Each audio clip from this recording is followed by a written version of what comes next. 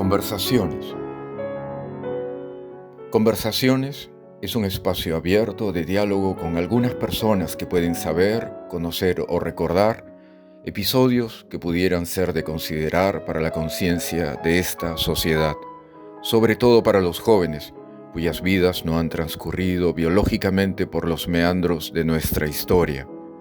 Su única pretensión es dar a conocer a quien le interese algunos aspectos de las conciencias, sentimientos, voluntades, recuerdos y expectativas de aquellos con quienes conversamos y quienes han sido tan amables de compartirlos.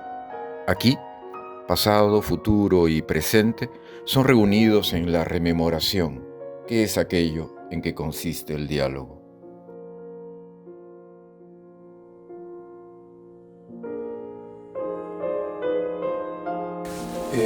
Rafael Belaunde, gracias por permitirme hablar unos minutos con usted. Muchas gracias. Usted es un hombre de 50 años, es economista, hace escasos años ha fundado un partido político de corte liberal. Presumo que el partido tiene un proyecto que tiene aspectos muy específicos y aspectos que pueden estar abiertos a la discusión. Y creería que un proyecto de Perú debe enraizar siempre en el pasado, ¿no? Es decir, para construir en el presente el futuro hay que mirar hacia atrás y buscar algo así como una raíz, aunque sea de carácter moral.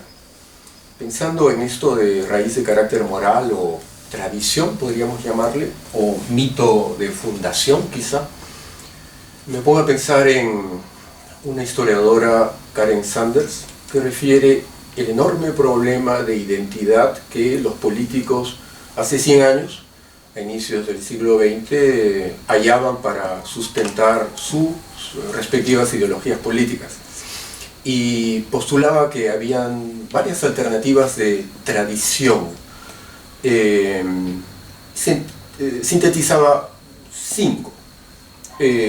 José Carlos Mariátegui, la tradición socialista, comunitarista, vinculada a la solidaridad, la tradición mesiánica, Aya de la Torre, el Perú como un evangelio liderado por un guía de carácter mesiánico, González Prada, la tradición antitradicional, le llama Sanders, que es una tradición anarquista que odia lo que está podrido, ¿no? Post-Guerra del Pacífico. La tradición latina, podríamos llamarle mediterránea, de Francisco García Calderón, y la tradición peruanista de Víctor Andrés Belaunde, que remite a esta suerte de mestizaje entre lo propiamente andino y lo mediterráneo europeo, finalmente español.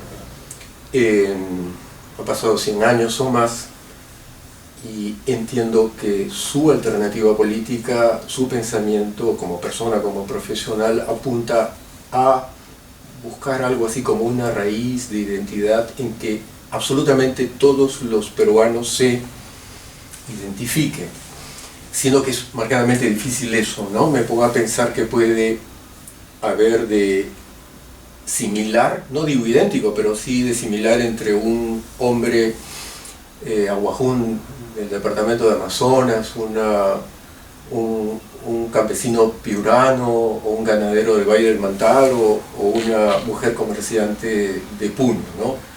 De repente casi absolutamente nada, entonces hay que como que articular en esa enorme diversidad una identidad común. Usted como persona, como profesional, pero también en la lógica de ser un dirigente del Partido Libertad Popular, ¿en dónde cree que puede hallar raíz la identidad de los peruanos? No del peruano, ¿no? No hay el peruano, claro, sino muchos peruanos distintos, hombres y mujeres. Bueno, el Perú ha sido cuna de distintas civilizaciones, algunas que dominaron una extensa área de territorio, pero pues muchas civilizaciones pues locales, los chancas, los huancas, los chachapoyas, y la evolución de la historia es esa, ¿no? Después viene una civilización que conquista, ¿no? Después nuevamente surgen los intermedios, donde proliferan nuevas culturas, pero culturas con una muy enraizadas, como la cultura chimú, por ejemplo, ¿no? Entonces el Perú es un crisol de distintas culturas, ¿no? Lo que ocurre es que el imperio de los incas unificó, fue el último gran unificador, pero si uno va hacia atrás, el Perú siempre ha sido un crisol de distintas civilizaciones, muy distintas entre sí, con orgullos y aspiraciones y aptitudes y habilidades muy propias. La geografía, la orografía del Perú también tiende a eso, ¿no? A la dispersión, ¿no? Tenemos una costa, tenemos los Andes, que son casi una muralla entre una parte del territorio con otra, tenemos la Amazonía, que terminó siendo la barrera más infranqueable, ¿no? Entonces, nosotros tenemos un país de un origen cultural muy diversificado, muy variado, no solamente, digamos, no es el mundo andino y el mundo europeo, ¿no? Dentro del mundo andino hay una multitud de civilizaciones, de culturas, y después está el desafío de nuestra geografía. Entonces yo creo que un proyecto que aspira a ser un proyecto consistente en el tiempo tiene que ser necesariamente un proyecto que tenga como meta explícita la integración cultural, la integración geográfica, y ahí yo creo que hay dos variables muy importantes, ¿no? Una es la infraestructura, o tres diría, ¿no? La infraestructura para acercar a los peruanos entre sí. El arquitecto Belaúnde y Odería, varios presidentes han tenido una vocación integradora. Yo creo que el impacto de la integración física es muy importante. De acuerdo. Bueno, hay que irnos, pues, cuando se hizo el esfuerzo con Henry Meigs para los ferrocarriles, ¿no? Entonces, tiene que haber un permanente esfuerzo en la infraestructura vial, por ejemplo, ¿no? Y la verdad de las cosas es que uno va hasta el peaje de Corcona, y la carretera central está donde la dejó el general Benavides hace casi 100 años, ¿no? Entonces, en los ferrocarriles hay menos vías férreas hoy que hace 150 años. El Perú no ha querido hacer un esfuerzo integrador desde el punto de vista vial, salvo contadas excepciones. Después está la integración económica, eso también es otra realidad, ¿no? Hay mucho mejor dotación energética, vial, portuaria, infraestructura en todos los campos en la costa que en el resto del Perú. Es muy difícil, por más que tengamos productores, por ejemplo, de café o de cacao, que tienen altos rendimientos, les es muy costoso integrarse a los mercados. Entonces, también hay una integración económica, o la integración económica referida a los informales, ¿no? Porque ser formal en el Perú es o muy caro o es casi un castigo, ¿no? Un andamiaje más inspirado en la Gestapo que en incorporar a la gente al mercado, ¿no? Entonces, y después ahí el gobierno tiene que proponerle a los peruanos un proyecto de país donde todos sientan que tienen un rol que cumplir, ¿no? Eso es un proyecto más inspirador, que tiene que tener una prédica, pues, de integración. Hay muchos elementos que nos pueden unificar, ¿no? El agro integrado al mundo, por ejemplo. Yo creo que no confinar el boom agroexportador solamente a la costa, sino generar esas asociaciones en los valles interandinos, en la selva, insertar al Perú, tener el orgullo, así como tenemos el orgullo gastronómico, el orgullo de ser un país que puede ofrecerle lo mejor de sus valles al resto del mundo, pero hay que integrar, pues, a Vilcabamba, a Sandia, a Atalaya, y eso también es, pues, infraestructura. Entonces yo creo que hay muchos elementos, y hemos tenido en el pasado visiones integradoras, ¿no? Con unas que estoy más próximos que otras, ¿no? Belaúnde con su afán integrador, Velasco sin duda propuso una visión de país errada desde mi punto de vista, pero era evidente que había un proyecto nacional, ¿no? Entonces Ramón Castilla, en la historia del Perú hemos tenido el mismo presidente Pardo, hemos tenido estas punciones esporádicas de forjar un país entre pares, un país integrado, ¿no?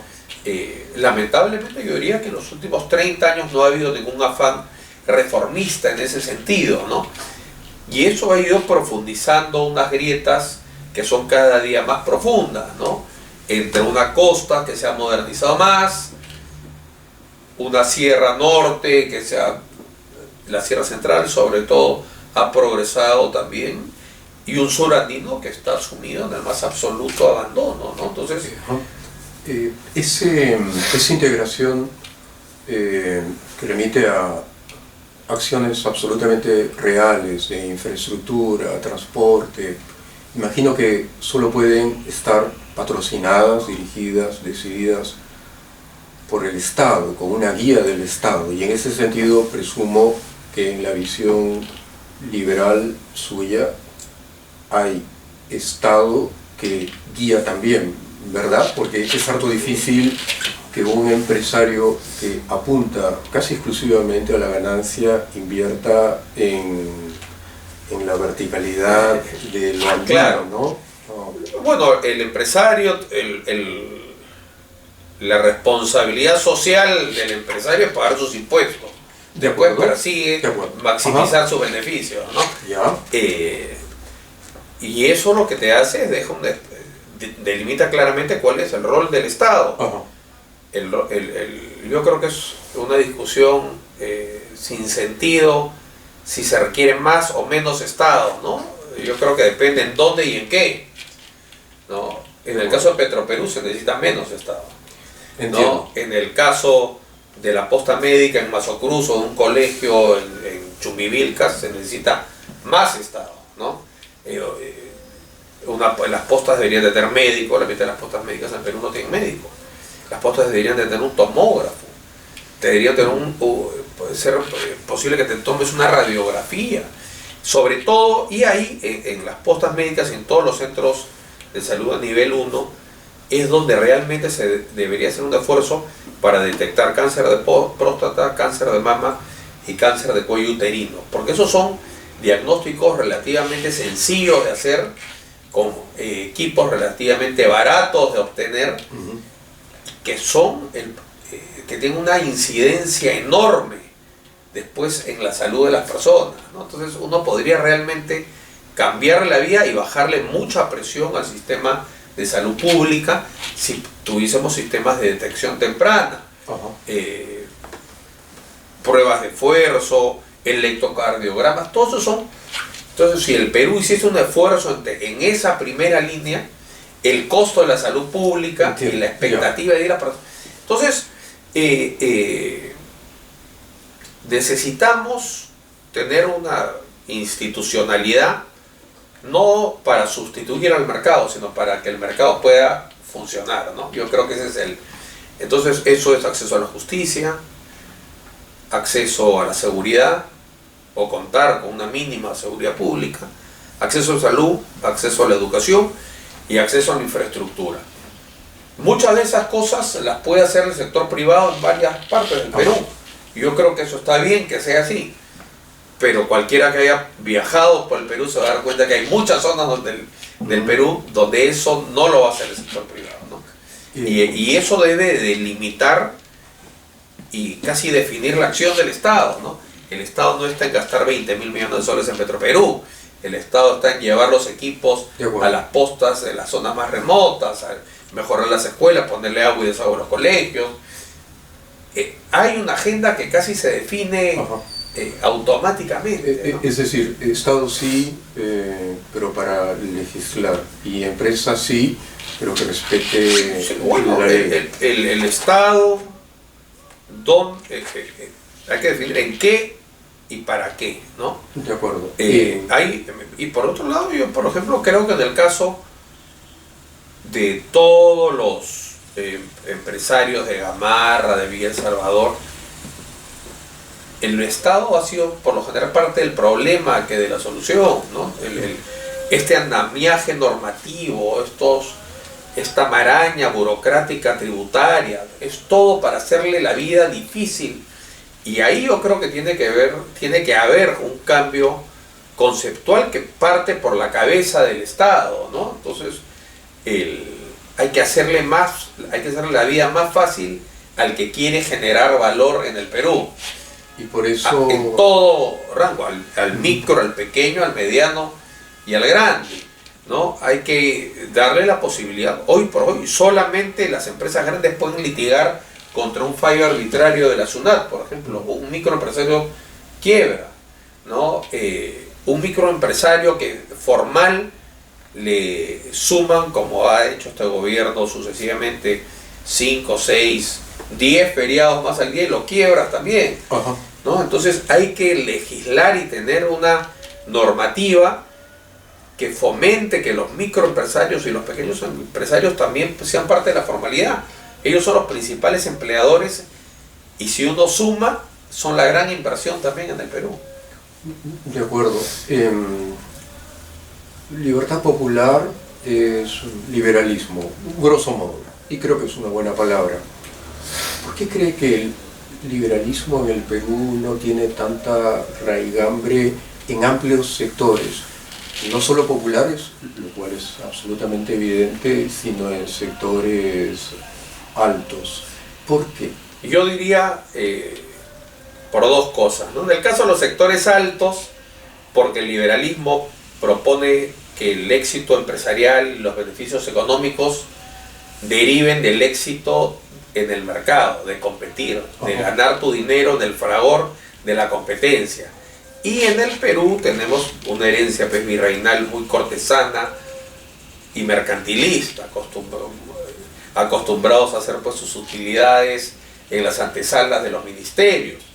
Basta ver la ley que se echó a aprobar, la agroexportación para pagar la mitad del impuesto a la renta. Es decir, un comerciante en Juliaca paga más impuesto a la renta que un fondo de 1000 o 2000 hectáreas de la costa, que está al costado de un puerto que lleva la producción a la China, ¿no? Entonces, eso por un lado. Y por otro lado, en los sectores populares, yo creo que el discurso de liberalismo puro, digamos, no ha pegado, porque dicen, oye, ¿cómo puedes proponer menos Estado si la posta médica que tengo es una porquería?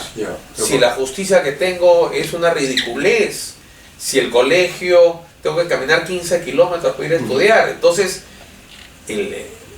para que la economía de mercado funcione tiene que haber una base institucional, acceso a la justicia, acceso a la seguridad y una base física, infraestructura elemental, que un productor de cacao o de atalaya pueda llegar a Mazamari en condiciones mínimamente pues, competitivas, no como es ahora, donde hay el puente Puerto Copa, pues, que es un puerto es un puente que está colapsando, ¿no? El río Perené cuando baja cargado, el agua pasa por encima del puente. Y lo mismo le pasa a los cafetaleros de Sandia, y así es. Entonces, para que la prédica del liberalismo funcione, requiere unas condiciones básicas, ¿no? Instituciones medianamente sólidas, infraestructura, acceso a la salud y acceso a la educación. No se trata de sustituir al mercado, hay que esforzarse en dar las condiciones para que el mercado pueda funcionar también en las zonas más alejadas del Perú. Y eso no requiere subsidios, no requiere preventas, lo que requiere es entender también que un país es un proyecto de millones de personas unidos bajo nuestro mismo legado histórico, bajo nuestra misma memoria histórica. No es una empresa, no es solamente una contabilidad. Creo que me queda claro a qué se refiere usted con liberalismo. Puedo entender que hay liberalismos extremos o malos liberalismos, o liberalismos que se ejecutan mal cuando en realidad lo que ocultan es patrimonialismo, mercantilismo. Es que existe el mercantilismo, ¿no? Yo, por ejemplo, leí un discurso del presidente de Argentina, Milei. Él no cree en los fallos de mercado, ¿no? Él dice, si hay un monopolio es porque el mercado considera que eso es más ventajoso para el consumidor. Pero en el mundo real hay los lobbies en el Congreso, ¿no? Hay las presiones mercantilistas, hay la corrupción, es decir, no todo es un mundo idílico, es casi tan fantasioso como quienes pregonan pues el socialismo, el comunismo, porque existe también pues la acción de la acción humana, ¿no? Y hay grupos de interés que presionan para sacar sus leyes. Entonces el Estado tiene que tener un rol muy activo siempre, no para sustituir el mercado, sino para asegurar que las condiciones de un mercado competitivo, que la competencia sea lo más perfecta posible. Eso quiere decir la mayor cantidad de ofertantes, ¿no? Y la mayor cantidad de consumidores empoderados. Y esa economía lamentablemente es aún muy distante en el Perú. En el Perú el modelo económico imperante ha generado pocos productores, hay mercados muy concentrados y hay consumidores muy poco empoderados, ¿no? Eso se ve muy claramente, yo diría que en el mercado financiero, en el mercado de seguros, en las AFPs, en el mercado farmacéutico, ¿no? Es decir, lo que más, así como en la democracia el elector es el soberano, en la economía, en la democracia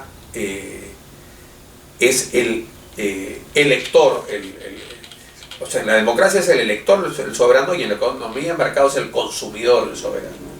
De acuerdo. ¿No? Si esa es, no digo receta, que es una mala palabra, pero si eso es lo óptimo, ¿por qué cree que en los últimos procesos electorales o en la calle los extremos irracionales pueden llegar a tener tanto éxito? Yo creo que porque el Estado peruano y cómo se ha desenvuelto el modelo económico ha sido capaz de transferir los beneficios de manera más general, y porque no todo se resume a la aritmética contable, ¿no? Por ejemplo, un poblador en el Cusco, en Quillabamba, que ve cómo sale de las Malvinas el gasoducto, ¿no? El gasoducto atraviesa el Cusco, pasa por Ayacucho, pasa por Huancavelica y llega a Pisco. Bueno, ellos lo único que han visto el gas de Camisea es el gasoducto llevándose el gas a la costa. Y tienen que pagar 70 soles por un galón de gas. Entonces, habrá que ver cuando quieran hacer un nuevo gasoducto o explorar por más gas, a ver si van a estar a favor o van a estar en contra. Yo creo que era una labor, hay una dimensión pues social y geopolítica en esto. El Estado se ha debido preocupar también por masificar el gas en el sur andino, para que la gente vea, bueno, este es nuestro gas, no es un balón que viene subsidiado y que no es ni siquiera el caso. Haber construido un gasoducto que es un miniducto, ¿no? Que lleve el gas a las provincias altas, a Canas, a Sicuani, a Espinar, a Chumbivilcas, y después hacia Puno, a Juliaca, Puno y Lave, eventualmente llevar un ramal a Andahuaylas. Eso costaba 750 millones de dólares. Es una fracción de lo que recibe Petroperú prácticamente todos los años.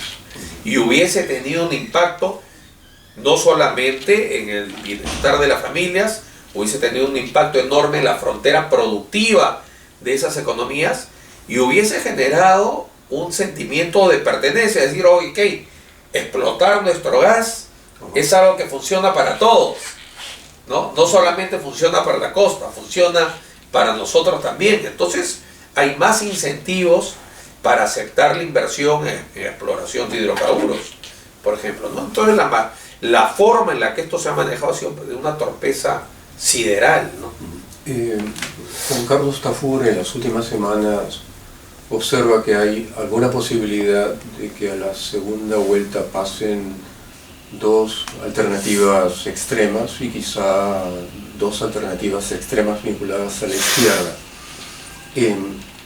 ¿Por qué en los procesos electorales puede haber una tendencia de amplios sectores a apuntar a la izquierda, concretada esa apuesta por la izquierda en partidos políticos que además de ser de izquierda son marcadamente populistas y que echan a andar un programa de la administración del Estado marcadamente deficiente y depredador?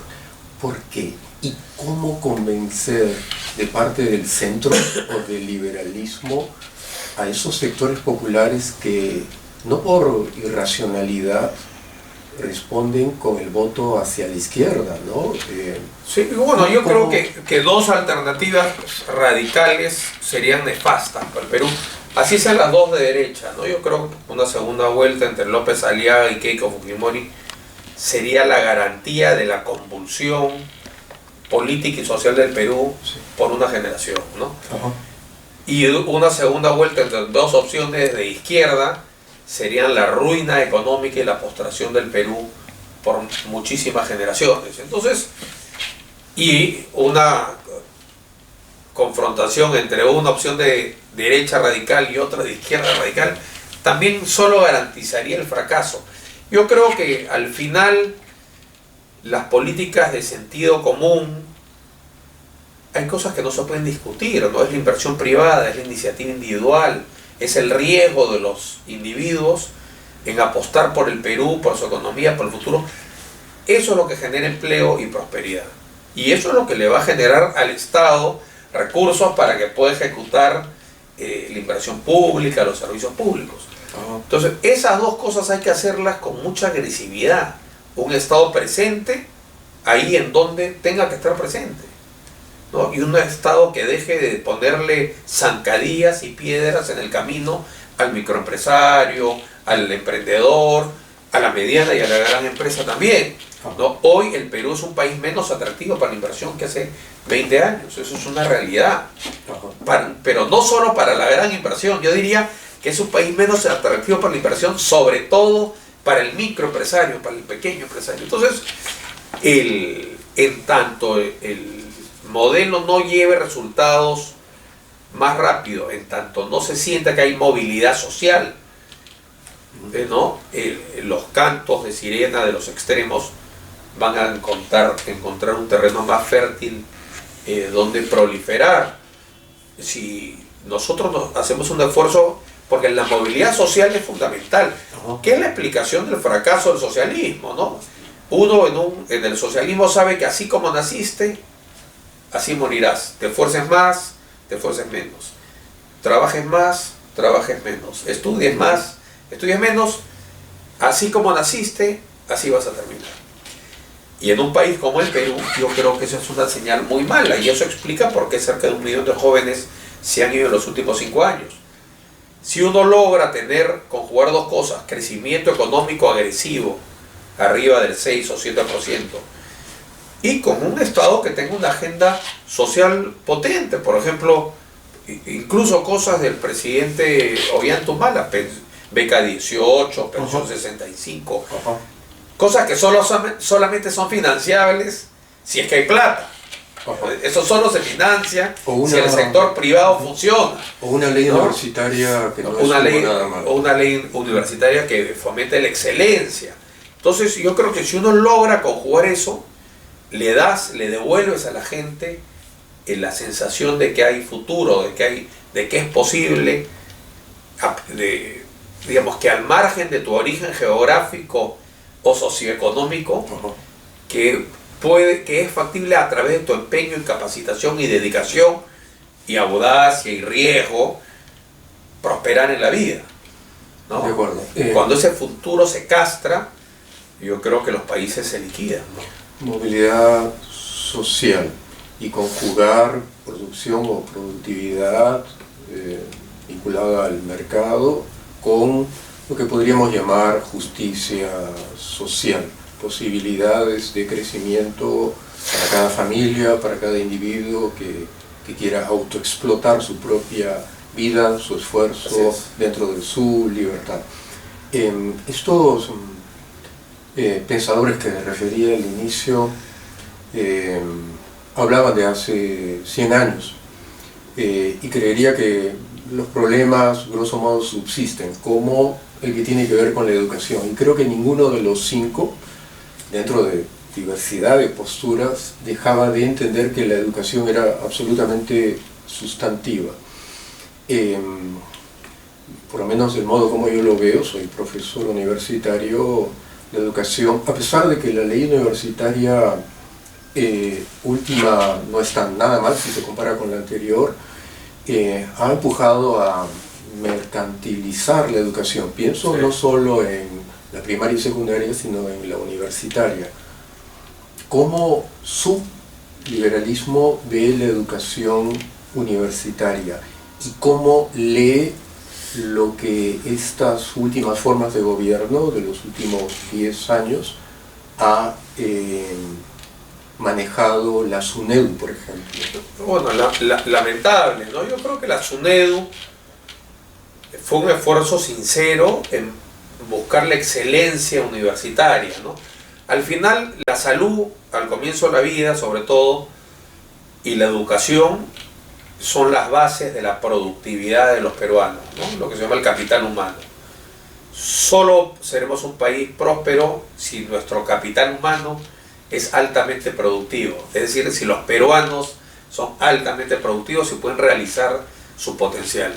Eso es sustancialmente acceso a la salud, que tiene que ver en este caso también con acceso al agua potable y acceso a la educación. Y yo creo que ha habido una enorme involución en el aspecto educativo, tanto a nivel escolar como a nivel universitario. A nivel universitario hay pues universidades que dispendian títulos como cancha, como rifas de tómbola, y como los títulos se expiden a nombre de la nación, flaco favor le hacen a las personas que lo tienen y erosionan también el peso de los títulos de las universidades que sí son serias, que sí son rigurosas. Entonces ahí tiene que haber una contrarreforma, es decir, desarmar todo lo que los lobbies pro estas universidades en serie han producido, ¿no? Entonces tiene que haber una... Y después también tenemos que regresar a un sistema meritocrático en el magisterio, ¿no? Yo creo que el tema de la educación escolar tiene un aspecto de infraestructura que es penoso. La mitad de los colegios públicos en el Perú no tienen agua ni desagüe. Sino también tiene que haber un aspecto meritocrático donde el maestro que trabaja más, que se esfuerza más, que tiene mejores evaluaciones, pues tiene que tener una mejor remuneración. Creo que es importante introducir la competencia también ahí, ¿no? Entonces, yo creo que debería haber una calificación general, colegios públicos y privados, y que el ministerio emita. El colegio público de Caraballo, bueno, él tiene calificación A1, entonces uno sabe que ese colegio sí cumple metas de excelencia. El colegio en Miraflores, en tal sitio, desaprobado, ¿no? Y esas son indicaciones, y tú tienes que darle también posibilidad a los padres para que evalúen si van al colegio público, si van al colegio privado, donde hay un incentivo. Hay en Estados Unidos, por ejemplo, donde la educación pública pues, es muy buena, hay gente que planifica su zona de residencia sabiendo que en ese colegio va a tener un alto nivel educativo, ¿no? Entonces, y eso se hace calificando a los colegios, ¿no? Yo creo que también se puede explorar, pero no me parece que tengo cerca eso, lo de los vouchers, me parece que hay un espacio ahí también, ¿no? Que, es decir, si lo que le cuesta al Estado por alumno es X soles, quizá eso se lo debería dar a los padres de familia que decían si van a un colegio público o un colegio privado. Eso, que me parece una idea conceptualmente muy sólida, puede funcionar en la costa, pero no va a funcionar pues en Cangallo. donde solamente hay un colegio público, ¿no? Pero vayamos a esto de los vouchers o bonos. Lo escuché hace algún tiempo como una suerte de preproyecto vinculado a un ministro de Educación hace 2 o 3 o 4 años. ¿Pero no le parece que eso es algo así como tratar de sacarle la vuelta al sistema educativo que administra el Estado? Porque es finalmente privatizar y que el Estado se desentienda de su misión de educar. Claro, eso lo podrías hacer en zonas donde hay realmente competencia, porque lo que ocurre también es en la costa, por ejemplo, las personas por lo general cuando mejoran en algo su ingreso, una de las primeras cosas que hacen es y pasan a su hijo en un colegio privado, ¿no? Pero eso, la otra alternativa podría ser... Pero es iluso Estado... pensar que eso ocurra en el interior del Perú, ¿no? Entonces, hay un espacio que es innegable, impostergable para la educación pública gratuita, ¿no? Yo sí creo en eso. No, mi idea central es que lo que tiene que haber es los colegios hay que calificarlos, hay que saber cuál es el desempeño de los colegios públicos y privados y que esa información esté al alcance de los padres de familia. Evidentemente no puede haber el Perú tiene estas enormes asimetrías. Hay zonas donde solamente el único colegio que hay a kilómetros de kilómetros es el colegio público. Entonces, ahí tiene que estar puesta el gran esfuerzo del Estado, ¿no? Dado que estamos hablando de educación, podemos hablar un poco de la educación universitaria en el espacio público. Y un asunto que en los últimos años es casi un lugar común de cierto extremo político. El leer a algunas universidades públicas como San Marcos, yo soy profesor de la Universidad de San Marcos, como una suerte de cueva del terrorismo, de la delincuencia subversiva, etcétera, etcétera, y decenas de diatribas en contra de eso, ¿no?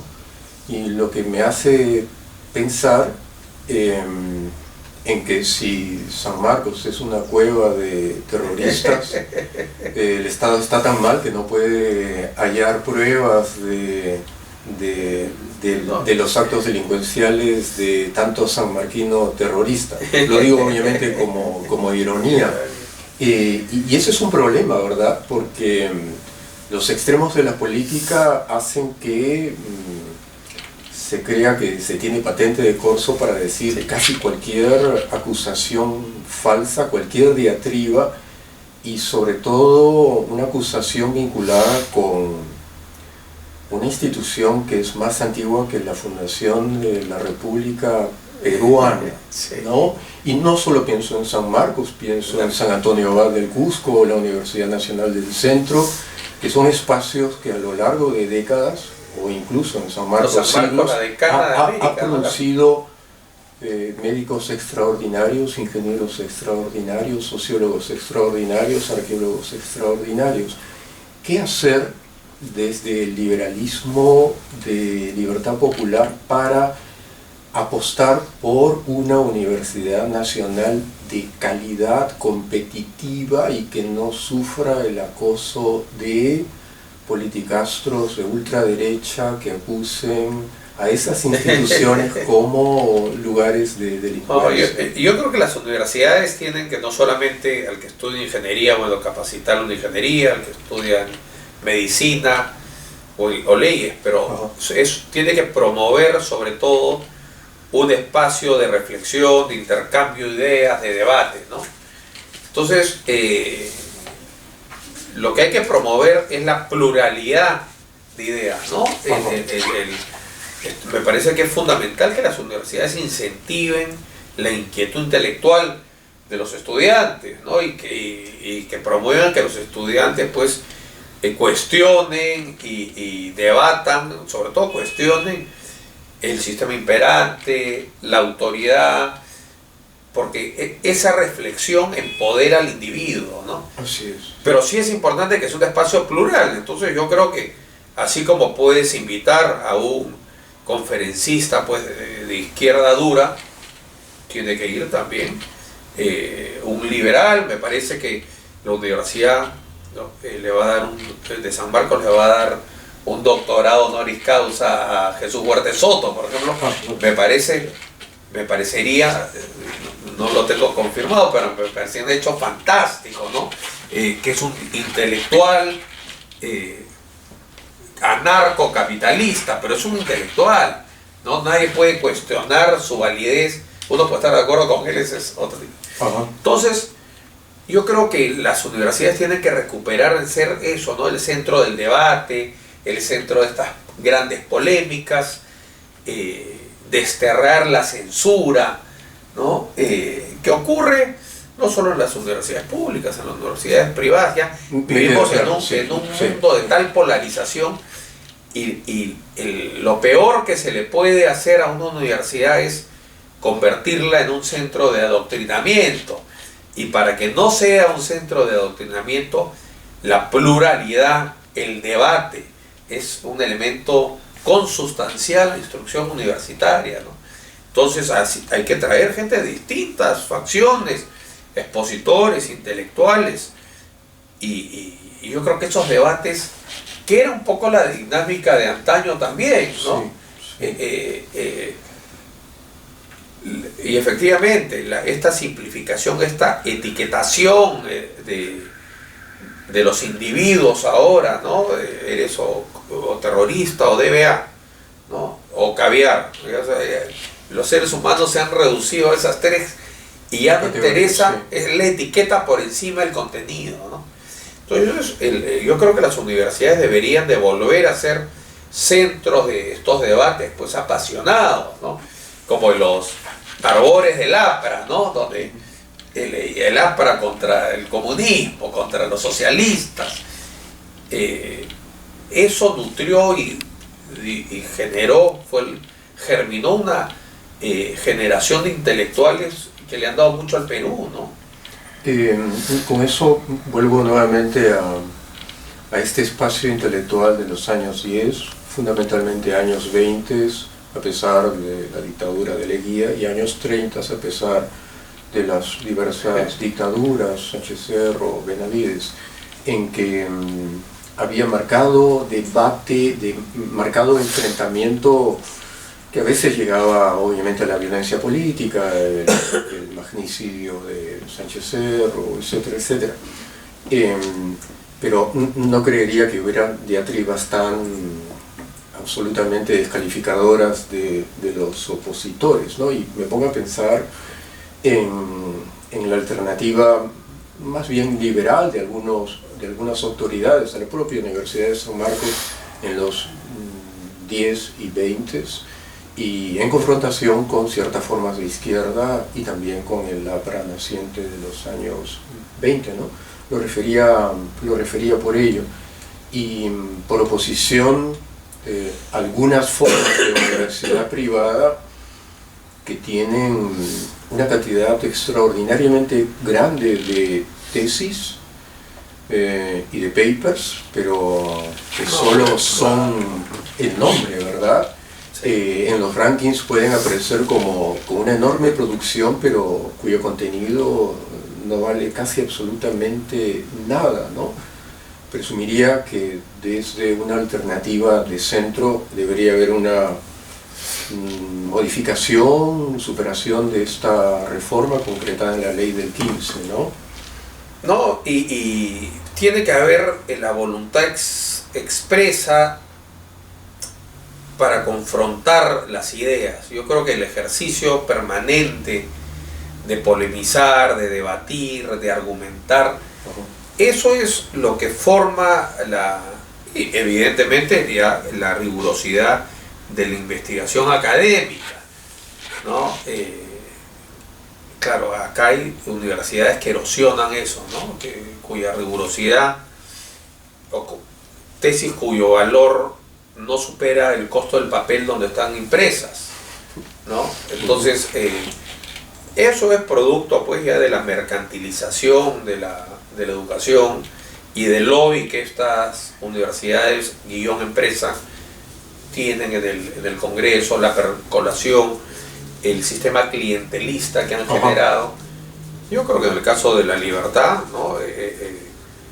Es muy notorio, ¿no? La cantidad de jueces, fiscales, autoridades vinculadas a esa universidad y la red clientelista que se ha construido a partir del gobierno regional, que el mismo dueño de la universidad, exonerado de impuesto a la renta, dicho sea de paso. Es decir, ahí tiene que haber una reforma muy profunda, ¿no? Porque si tú le vas a vender una mercancía a un alumno, paga 30% de impuesto a la renta. Si tú vas a educar a un profesional, entiendo que ese es un caso distinto. Entonces, estas universidades que venden casi como vender hamburguesas o butifarras, deberían estar mínimamente sujetas a pagar la renta del producto rentista que han vendido, ¿no? Me imagino que el eje de todo ello, de ese problema, el problema finalmente es quién es el legislador, ¿no? Sí. Y por tanto las reglas de juego que apuntan a quién llega y cómo se llega a la legislación, ¿no? Y lo que vemos en este espacio legislativo desde hace algunos años es gente impresentable que no tiene la menor idea de qué hace ahí y solo está ahí por lo que pagó como cupo al partido político respectivo, ¿no? Pero vinculado a eso, no me interesa criticar a tales y cuales personas o alternativas, solo entender los problemas estructurales y ver cómo se solucionan desde de usted perspectiva. Un problema marcadamente serio es lo que podemos llamar el narco, es decir, la ilegalidad, no la ilegalidad del pequeño ladronzuelo, que es algo terrible, sino la ilegalidad de enormes intereses económicos que tienen pie en el Congreso igual, ¿no? Y me da la impresión de que esto, para los que somos mayores, no es de los últimos 10, 15 años, ¿verdad? No referiré partidos en absoluto, pero era conocido en los años 70 la vinculación de algún partido político con el narco y con el financiamiento del narco a ese partido político. De manera que no es nada nuevo. Hay un dato que recogí de algún lugar hace escasos días que refiere que al año ingresan al país riqueza, 30.000 millones de dólares por oro ilegal y el narco. A mí me queda claro, Rafael, que muchos peruanos lamentablemente no dicen nada porque finalmente les conviene, es algo así como una lluvia de millones deliciosa para almas y espíritus amorales, ¿no? ¿Cómo la legislación, desde la alternativa de algunos grupos de políticos que le hacen asco al dinero mal habido, pueden solucionar? Ahí está el problema, ¿verdad? Una enorme cantidad de edificios, de empresas, de propiedades, de negocios se construyen gracias a este dinero absolutamente ilegal.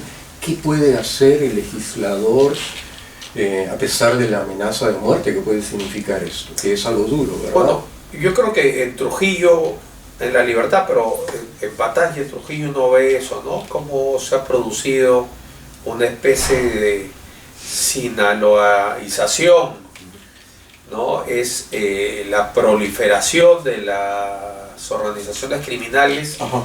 Y la cooptación del poder en manos de ellas, ¿no?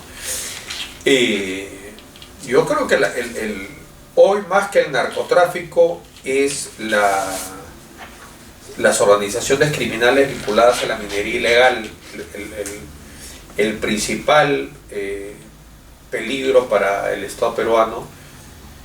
Hoy uno va a Trujillo, hace poco en Trujillo dinamitaron varias casas en un ataque extorsivo con explosivos provenientes de Patás, porque lo que ocurre ahora es que la minería criminal vinculada a la minería ilegal genera pues un mercado de explosivos y la extorsión adquiere esos explosivos. Entonces hay una simbiosis macabra, ¿no?, entre las economías ilegales, ¿no? Todas empiezan a interconectar, ¿no? Hay vasos comunicantes. Entonces la minería ilegal criminal, por ejemplo, el caso de Patás, es la fuente de financiamiento de buena parte de la extorsión, ¿no? Entonces nosotros tenemos el riesgo permanente de convertirnos en un estado fallido, en un narcoestado, pero más que el narcotráfico, yo diría por la influencia de la minería criminal, ¿no? Que tiene representantes en el Parlamento, que tiene representantes en la justicia, que tiene representantes en las fuerzas del orden, que tiene una agenda propia, que financian candidaturas a todo nivel, presidenciales, congresales. Entonces, ese es el primer gran problema o principal amenaza para el Estado de Derecho en el Perú, ¿no? Y eso hay que empezar a combatirlo. Primero tenemos que tener un grupo pues, parlamentario sólido, ¿no? Un grupo cohesionado en sus ideas, y después de ser favorecido pues, con el voto popular, tener una acción política decidida a atacar a las economías ilegales en su línea pues, de flotación. Entonces se tiene que combatir con mucha determinación la extorsión y el sicariato, pero también sacar a las mafias del negocio de la minería artesanal y de la pequeña minería, ¿no? Yo diría que esas son las dos grandes responsabilidades para la seguridad nacional ahora. Dos o tres preguntas más o menos finales, pero no por ello menos importantes. Quiero volver a este asunto de mercado no mercado, Estado no Estado. De repente usted conoce algunos escritos de Angus Deaton, Premio Nobel de Economía del año 15. Él escribe en Muertes por Desesperación que la desigualdad es incompatible con la democracia. Vale decir, no puede haber democracia si no empieza a resolverse el tema de la desigualdad. Y como hay desigualdad marcada en el Perú, harto difícil la democracia puede funcionar bien. Presumo que la democracia es un buen sistema a condición de que los ciudadanos sean adultos, no sean irracionales, no estén coartados por la delincuencia o no sean ellos mismos productores de la delincuencia.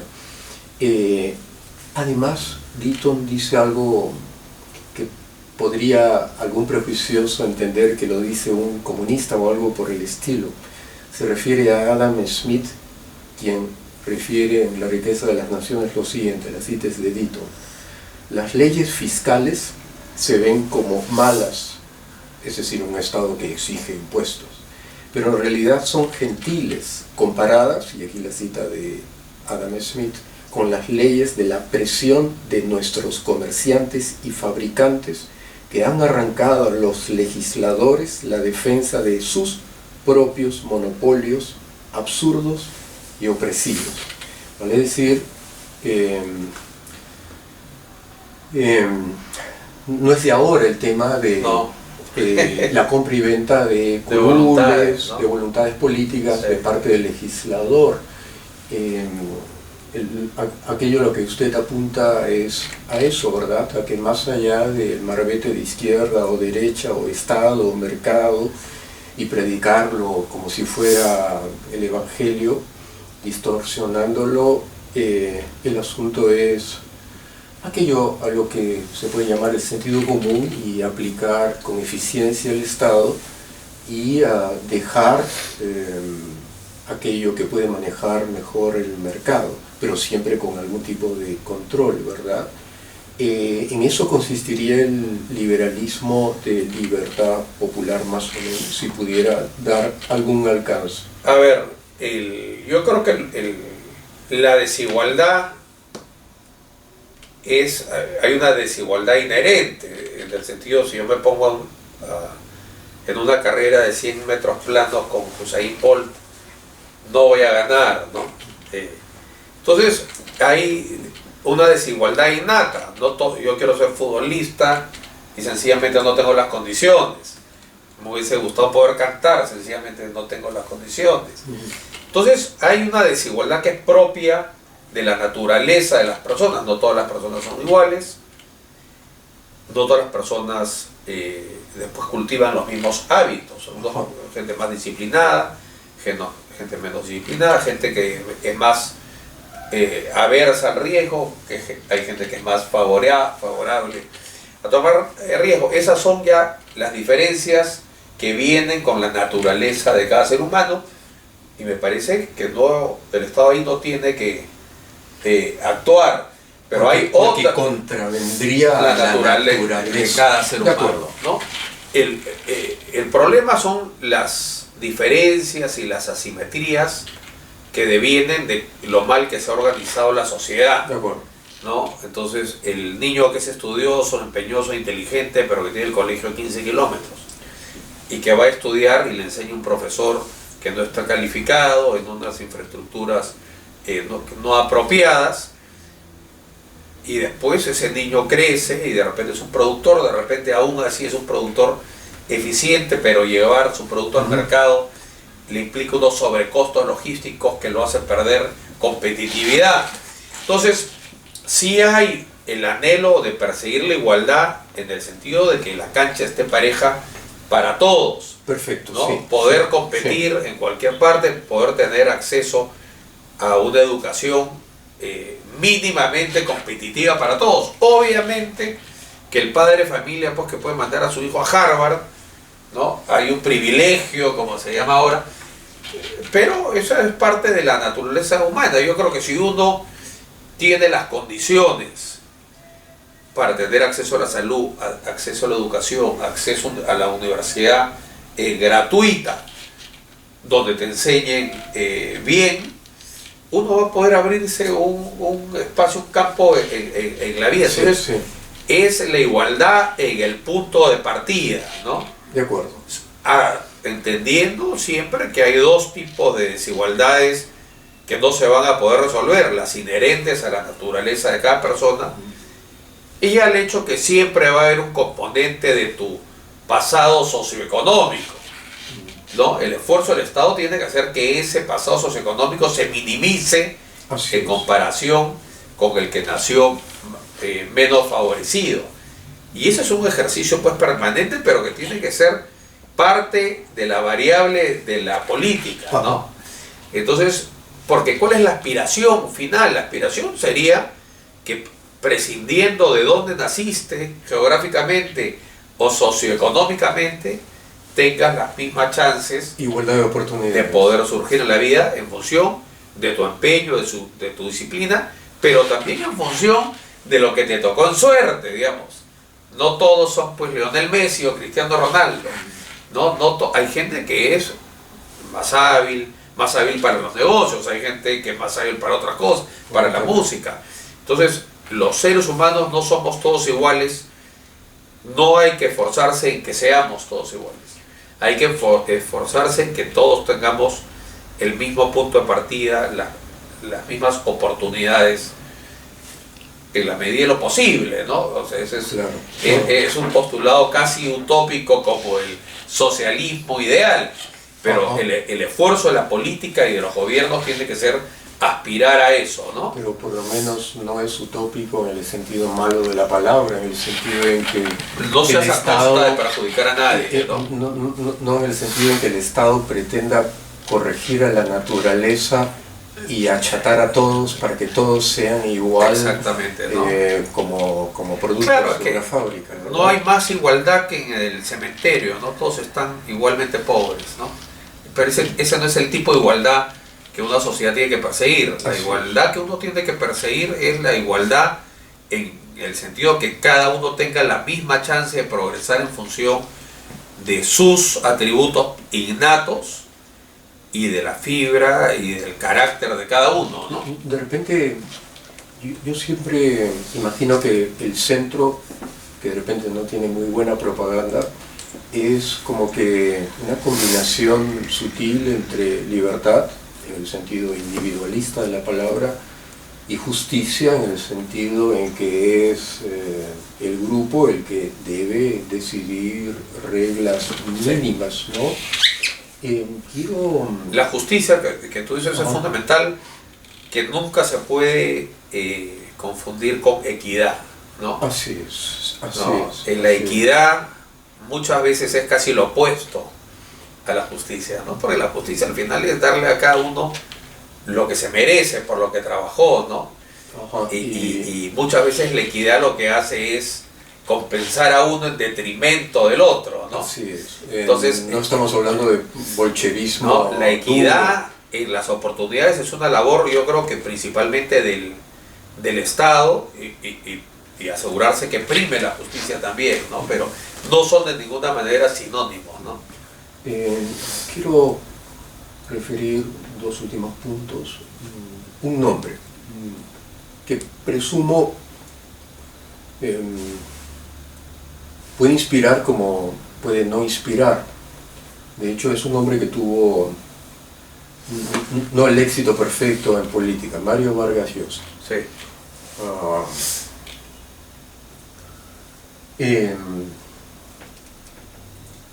Liberal. Y sobre el cual en el proceso electoral del 90 le cayeron diatribas extraordinarias, ¿verdad?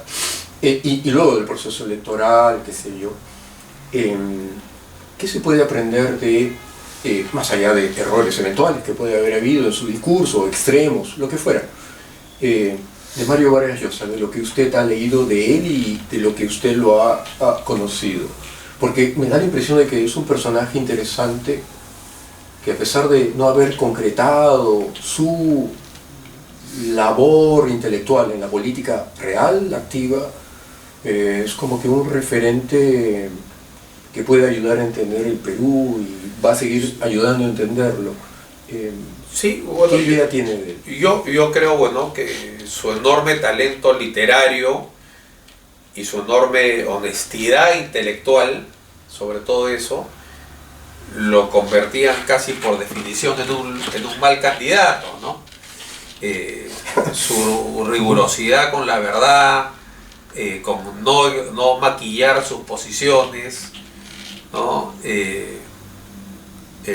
Eso al final en la política mundana a veces es una desventaja, ¿no? Vargas Llosa nunca claudicó en defender y en expresar con convicción y hasta agresividad sus ideas, por más poco populares que éstas sean, sabiendo que eso seguramente le iba a impedir algún día ser premio Nobel de literatura, pelearse con la dictadura cubana. Él fue un intransigente en aras de su honestidad intelectual, no zanjó nunca, no concedió nada contra lo que él no creía, y me parece que esa es una honestidad intelectual que al final fue reconocida por el mundo, ¿no? Y yo creo que ese es su principal valor, que era a la vez su principal defecto para una política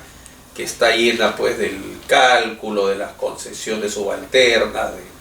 Entonces no me sorprende el fracaso político, ¿no? Él era pues una persona absolutamente comprometido con la verdad. Yo me acuerdo que Belaúnde le decía, pero Mario, la plaza no es un confesionario. O sea, no tienes que mentir, pero no es un confesionario, ¿no? Y claro, y al frente tienes a una persona que decía, yo soy el no shock y las no privatizaciones. Y con el voto al final de la izquierda y el APRA, esta persona, que era el no shock y las no privatizaciones, ganó las elecciones y vino un mega shock y un proceso de privatización generalizado. Vargas Llosa nunca hubiese prostituido sus ideales a cambio de un puñado de votos, ¿no? Entonces, yo creo que eso es algo. Y después, yo creo que la prédica de él de los 90 es la prédica que predominó al final, no solamente en América del Sur, sino en el mundo entero, ¿no? Yo creo que sus ideas de libertad, sus ideas de reivindicar al individuo, de promover la inversión, yo creo que esas ideas estuvieron. Pero yo creo que su principal legado es no vender tus principios, cueste lo que cueste, ¿no? Su honestidad intelectual. Más allá de su innegable talento, pues, narrativo y su prosa, ¿no? Yo creo que su dimensión política, su honestidad política, su no estar dispuesto a venderse por una amague cortesano, adulador o frívolo, yo creo que esa es la gran fortaleza. Y al final después la consistencia ideológica, en el sentido de saber reconocer que estuvo equivocado. Él fue del grupo Pascagoide, el viaje a la Unión Soviética y después a Cuba, rompió con la dictadura castrista, y él fue lo suficientemente también amplio y tolerante para ir incorporando, pues, es decir, no se aferró a unas creencias cuando ya tenía dudas, ¿no? Sino fue, claro. Y yo creo que eso es muy honesto de un intelectual también, ¿no? Él se fue cultivando las ideas del liberalismo, de Popper, de Hayek, y al final, bueno, abrazó esos ideales y los defendió con decisión, con determinación, por más impopulares que estos hayan sido, ¿no? Muy honesto de un intelectual, pero que creería yo no necesariamente caracteriza a los intelectuales por lo que yo veo. Yo quisiera hacer solo un pequeño comentario. Me viene a la mente un pequeño texto de hace muchas décadas de Abelardo Gamarra, el tunante, pequeño texto de fines del 19, debe ser, Los diputados fiambre, que son esos politicastros que se aúpan al poder, que son unos marcados ignorantes, pero que aparecen como si fueran sabios y que solo obedecen a los dictados del partido en donde eventualmente se inscriben. Abelardo Gamarra, el tunante, ya lo tenía absolutamente claro con esta diatriba. A fines del 19, todos los 900, los 10 y los 20, él murió el 24, me parece, pero corremos el peligro de que este 2026 hayan demasiados diputados y senadores fiambre, lamentablemente. Pero solo la última pregunta. Usted es un hombre de 50 años, es casado, tiene 3 hijos. De repente, me parece que usted es una persona optimista. ¿Cómo ve el Perú cuando usted tenga 80 años? Bueno, cuando usted tenga nietos, qué sé yo. ¿Cómo lo prefigura? ¿Cómo lo quisiera ver cuando usted esté ya en esos últimos años de su vida, pero con ciertas satisfacciones, producto de su vida y de la de sus hijos? Bueno, yo creo que al final esa es una decisión de la colectividad a través del voto, ¿no? El futuro del Perú puede ser promisorio, luminoso, o puede ser sombrío, gris y un pozo oscuro, ¿no? Yo creo que esas dos posibilidades están absolutamente abiertas el día de hoy, y creo que por eso es importante participar ahora en la política, ¿no?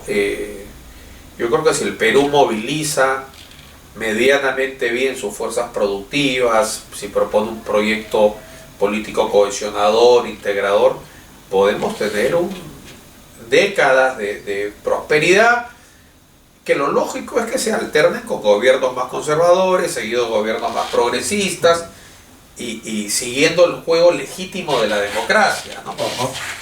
Creo que si el Perú cae, en cambio, en manos de los extremos, sean de derecha o de izquierda, el panorama va a ser muy sombrío, ¿no? Entonces, yo creo que al final es la alternancia entre gobiernos más conservadores, que se preocupan en la inversión, en cuidar la cartera, hasta que la gente dice, oye, y ahora también pues un poco de gasto, te elige un gobierno más progresista, viene el gasto, hasta que ya otra vez la deuda empieza a ser... Y esa dinámica es la más saludable, es la que ha hecho crecer a los países, ¿no? Sin golpes, sin golpes, aceptando los resultados, aceptando que la posición del contrario también es absolutamente válida, ¿no? Porque hay gente que dice, por ejemplo, yo nunca voté por el señor Ollantaytamala, pero reconozco que tuvo una agenda social con un montón de programas,